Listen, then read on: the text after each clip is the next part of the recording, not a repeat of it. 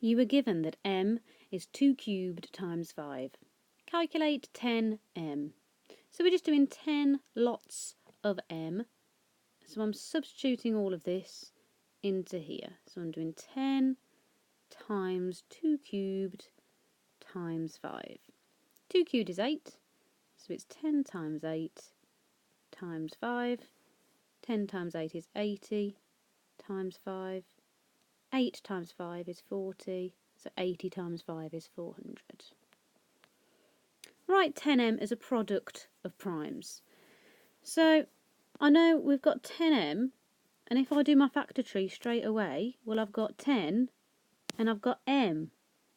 Well, we know that m is 2 cubed times 5. So I'm just going to write that straight away, 2 cubed times 5. I've already got that as a product of primes.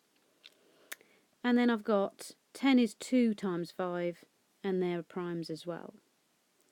So I've got 2 cubed times another 2 times 5 times 5, which means altogether I've got 2 to the power of 4 times 5 squared.